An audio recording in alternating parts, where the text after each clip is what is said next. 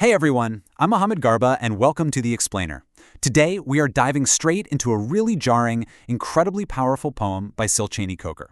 Throughout our time together, we're going to explore one central, truly fascinating question. How exactly does the sea symbolize both motherhood and suffering in the poem? It's a brilliant piece of literature, and it essentially asks us how a single, vast force of nature can simultaneously be a life-giving mother and, well, a dark graveyard for humanity's cruelty. Right off the bat, the poet hits us with this absolutely shocking juxtaposition. After our bloody century, the sea will groan under its weight. Listen to the sharp, almost uncomfortable contrast between those two words, breasts and anus. From the very first lines, Cheney Coker is forcing us to confront the sea not as some serene, romantic backdrop, but as a heavily burdened physical entity. The sea has swallowed the horrific violence of the 20th century, and it's literally groaning under the sheer weight of it all. So, to unpack this complex piece, here is our roadmap. We'll start with the poet and his exile, then look at a century of blight, the sea as mother, an ocean of suffering, Sierra Leone's open wounds, and finally ask, can the wounds heal? Let's start with Section 1, the poet and his exile. So, who is Syl Cheney Coker? Well, born in Sierra Leone in 1945, his life was profoundly shaped by being in exile.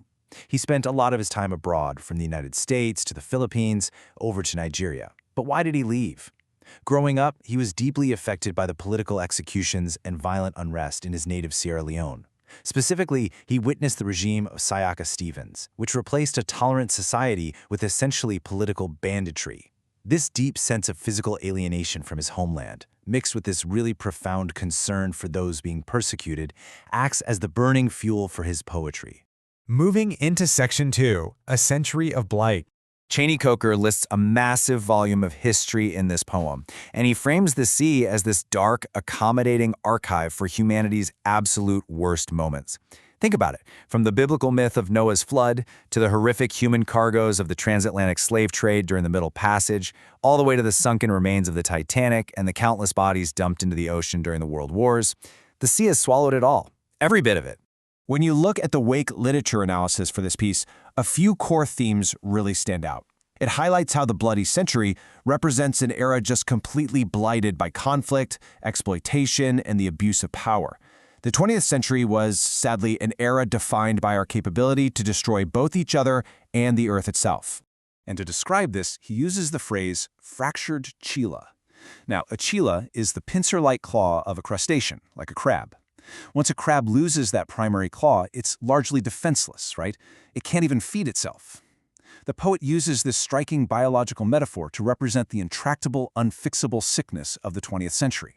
Our world, poisoned by scientific warfare, imperialism, and political barbarism, is basically limping along like a crippled sea creature. Which brings us to Section 3, The Sea as Mother.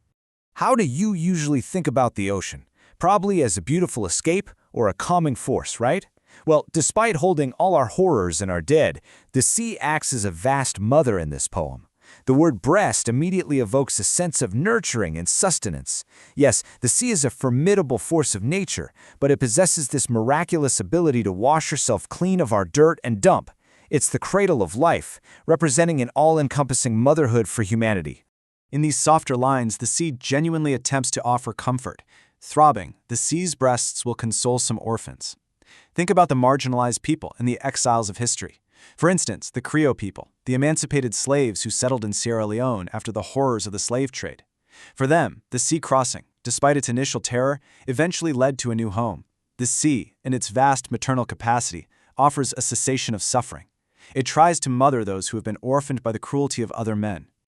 Now, Section 4, An Ocean of Suffering. Here is where we see a massive clash that perfectly captures the sea as a complex character. On one side, you have the nurturing mother, breasts, washing clean, consoling.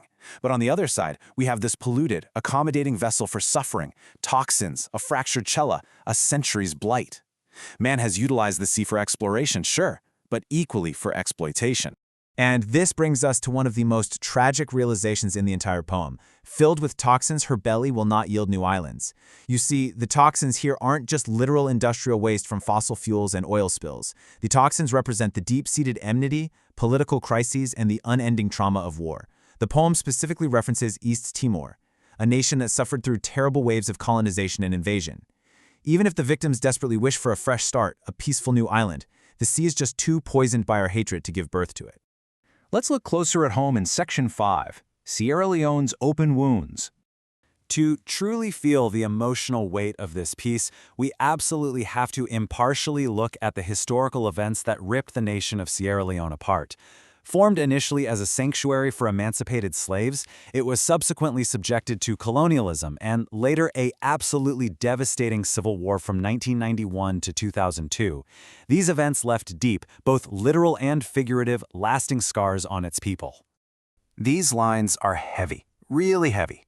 They vividly depict a nation devastated beyond any easy repair. While the sea might console some orphans, Sierra Leone is left comfortless. The poet uses these harrowing metaphors of a broken back and a shredded garment.